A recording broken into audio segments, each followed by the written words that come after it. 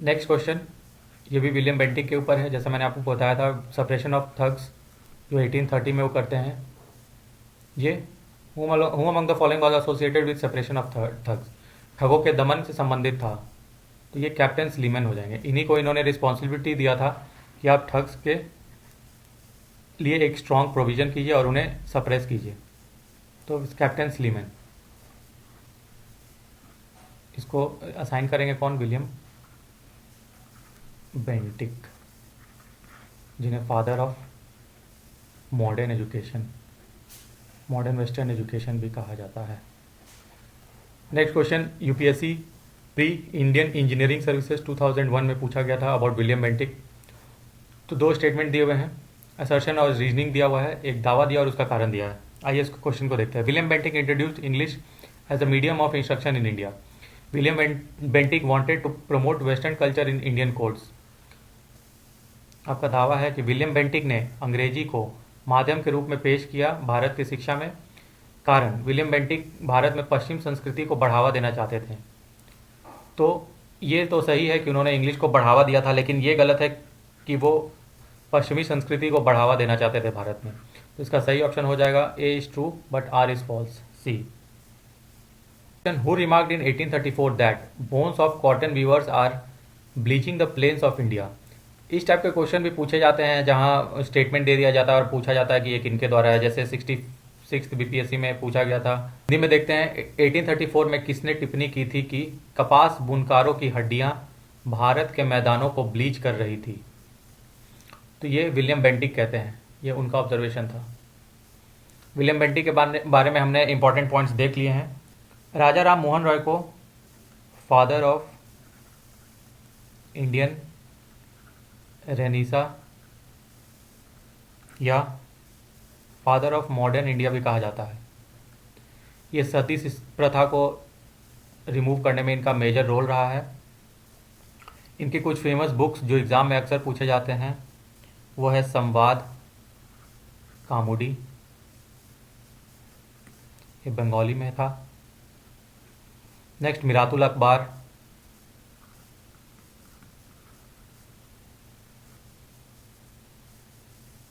इनके famous books ब्राह्मिकल magic magazine है, Brahminical magazines, और ब्रह्म पत्रिका। राजा राम मोहन रॉय ब्रह्मो समाज की भी स्थापना करेंगे 1828 के अंदर। तो ये सारे point with respect to Raja Mohan Roy important है। नेक्स्ट, दादा भाई नौरोजी, इन्हें ग्लैडस्टोन या grand old man of India भी कहा जाता है। इनका जो बुक है रस्त गफ्तार, जो कि गुजराती भाषा का है, ये एग्ज़ाम में पूछा जाता है। ये बीपीएससी में भी आर्ट्स क्वेश्चन है। नेक्स्ट, आरसी दत्त का एक फेमस बुक है जो अक्सर एग्जाम में पूछा जाता है, वो है इकोनॉमिक हिस्ट्री ऑफ इंडिया। तो ये सारे पॉइंट्स आपको ये ध्यान में रखने हैं।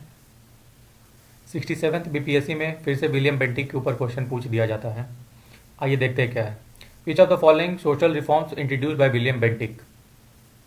निम्नलिखित में कौन सा सामाजिक सुधार विलियम बेंटिक द्वारा शुरू किया गया था? पहला, सती प्रथा का उन्मूलन, गुलामी का उन्मूलन, धर्म परिवर्तन के कारण विकलांगता को दूर करना, चौथा, ठगों से संबंधित गिरोह का दमन। तो मैंने आपको विलियम बेंटिक के जो पॉइंट्स आपको याद रखने उसमें मैंने बताया था कि वो सती का एबॉलिशन करते हैं with help of Raja Ram Mohan Roy in 1829। Thugs का सेपरेशन करते हैं इन 1830 और इसमें कैप्टन स्लीमन को कमांड देते हैं कि आप ख़त्म कीजिए। Next, removal of disability due to change of religion, इसको वो लाते हैं। सामाजिक सुधार इनका एक ये था। और जो स्लेवरी ख़त्म करने की बात है, वो इनके बाद एक गवर्नर जनरल ऑफ इंडिया आएंगे जिनका नाम होगा lord Ellenborough. Lord Ellenborough slavery को फाइनली ख़त्म करते हैं इंडिया से। ये भी एक इंपॉर्टेंट क्वेश्चन है। इसमें विलियम बेंटिक का कोई रोल नहीं था। तो सही ऑप्शन हो जाएगा 1, 3 and 4। 1, 3 and 4 option A. 65th UPSC में फिर से पूछ लिया गया था, who was leader behind separation of thugs. ठगों का दमन किसके नेतृत्व में किया गया था, मैंने अभी बताया था, कैप्टन स्लीमैन। आप देख रहे हैं कि कैसे यूपीएससी के पैटर्न पे बीपीएससी इवॉल्व हो रहा है। यूपीएससी के क्वेश्चन को घुमा करके बीपीएससी में पूछ दिया जा रहा है। इसलिए मैं ये सीरीज़ चला रहा हूँ जहाँ मैं आपको प्रीवियस ईयर क्वेश्चन का प्रैक्टिस करवा रहा हूँ विद डिटेल्ड कॉन्सेप्ट। तो अभी तक हमने देखा है कि पहले क्लाइव थे, फिर वॉरेन हेस्टिंग, फिर कॉर्नवालिस, फिर आएंगे वेलेस्ली, फिर आएंगे लॉर्ड हेस्टिंग, फिर आएंगे विलियम बेंटिक।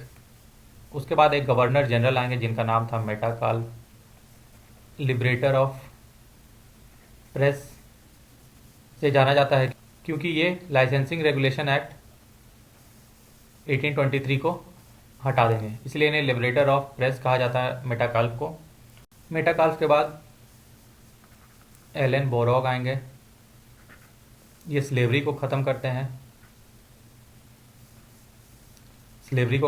हैं, और ये उस समय बैंक ऑफ बॉम्बे का इस्टेब्लिशमेंट करेंगे, बैंक ऑफ बॉम्बे, जो फिर इंपीरियल बैंक ऑफ इंडिया बनती है और फिर एसबीआई बनती है प्रेजेंट डे में। तो ये याद रखेंगे, बैंक ऑफ बॉम्बे किसने इस्टेब्लिश किया था, तो एलन बोरॉग ने, और स्लेवरी इन्होंने ही ख़त्म किया था। इसके बाद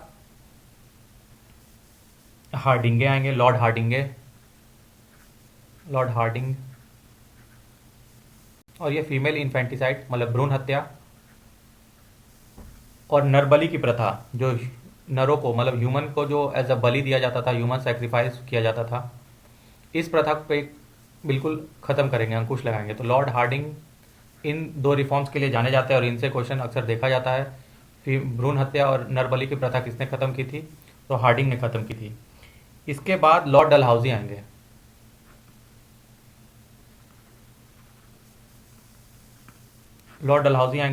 और इनके कुछ मेजर जो रिफॉर्म्स है वो हम आगे क्वेश्चंस के थ्रू देखेंगे। तो चलिए इन पे बेस्ड क्वेश्चंस को देखते हैं। तो the last major extension of British India territory to during the time of, British भारतीय क्षेत्र का अंतिम प्रमुख विस्तार किसके समय में हुआ था, इसका सही ऑप्शन हो जाएगा डलहौजी, लॉर्ड डलहौजी। तो डलहौजी के द्वारा किए गए कुछ महत्वपूर्ण कार्य को देखते हैं।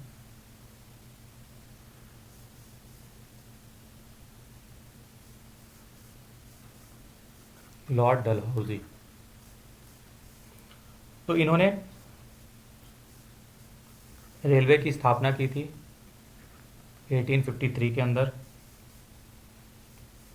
उसके बाद पहला टेलीग्राफ का सिस्टम यही इस्टेब्लिश करेंगे to connect Calcutta, Bombay, Madras and Peshawar. ये सारे को कनेक्ट करने के लिए टेलीग्राफ सिस्टम का ये फाउंडेशन करेंगे। नेक्स्ट पोस्ट ऑफिस एक्ट लाते हैं पोस्टल रिफॉर्म के लिए, पोस्टल रिफॉर्म के लिए post office act. Public works department PWD department का सेटअप करेंगे इन एवरी प्रोविंस, जो कि आज के डे में भी देखा जाता है। वुड्स एजुकेशनल डिस्पैच आएगा, वुड्स डिस्पैच, ये मैंने अपने एजुकेशन रिफॉर्म्स और या एजुकेशन कमीशन में डिटेल में कवर किया था कि क्या है Wood's reform. Next widow remarriage act of 1856 आएगा, और इनका सबसे मेन जिसके लिए ये जाने जाते हैं और ब्रिटिश का एक्सपेंशन होता है इंडिया में, वो था डॉक्ट्रिन ऑफ लैप्स, चूक की सिद्धांत, जिसके थ्रू मेजर अंपायर्स को डाउनफॉल कर दिया जाता है। जैसे सातारा, पहले हुआ था जैतपुर, संबलपुर, नेक्स्ट उदयपुर, झांसी, फिर नागपुर। ये 1853, 1854 और ये 1848, ये सारा मैंने आपको प्रीवियस ईयर क्वेश्चन में भी करवाया हुआ है, इसके पहले भी हमने डिस्कस किया है। तो वुड्स एजुकेशन डिस्पैच थोड़ा ब्रीफ में देख लेते हैं। इन्होंने 3 अलग अलग लेवल पे 3 टाइप के लैंग्वेज को प्रमोट किया था। प्राइमरी में वर्नैकुलर, हाई में एंग्लो वर्नैकुलर और कॉलेज लेवल में इंग्लिश। इनके रिकमेंडेशन के बाद ही 3 यूनिवर्सिटी सेट की जाती हैं, कलकत्ता, मद्रास और बॉम्बे में। मिशनरी एजुकेशन को ये डिस्करेज करते थे, ग्रांट इन एड की बात करते थे। ये सारा मैंने वुड्स डिस्पैच का जो भी प्रपोजल था वो मैंने आपको एजुकेशनल रिफॉर्म्स इन इंडिया वाले वीडियो में पढ़ाई से ज़रूर देखें। जो मैकॉले का रिकमेंडेशन था डाउनवर्ड फिल्ट्रेशन थ्योरी, उसको ये बकवास बताते हैं। तो ये सारा पॉइंट हमें लॉर्ड डलहौजी के रिस्पेक्ट में याद रखना है। और हाँ, अवध को on grounds of miss governance कि वो अपना राजपाट ठीक से नहीं चला रहे हैं, उसके आधार पर उनसे सत्ता छीन ली जाती है। ये यूपीएससी में 8 क्वेश्चन है कि किस राजा से या किस कहाँ पे मिस गवर्नेंस के कारण उनसे शासन छीन ली जाती है, तो ये अवध का मामला है। और ये एक कारण भी था रिवोल्ट ऑफ 1857, और ये कारण भी था रिवोल्ट ऑफ 1857 का, जिसमें अवध का ह्यूज पार्टिसिपेशन देखा गया था।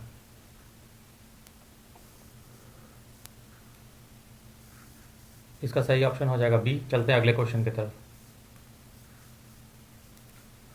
CDS 2012 में डलहौजी के ऊपर क्वेश्चन पूछा गया है। Dalhousie has been regarded as the maker of modern India because broad reforms and made a beginning in many fields, which one of the following was not one of his scheme of reforms. Dalhousie को आधुनिक भारत का निर्माता माना जाता है क्योंकि उसने कई क्षेत्रों में सुधार लाए और शुरुआत की। निम्नलिखित में कौन सी उनकी सुधार योजना में से नहीं थी? पहला, शैक्षिक सुधार और रेलवे। दूसरा, टेलीग्राफ डाक सेवाएं का निर्माण परिचय।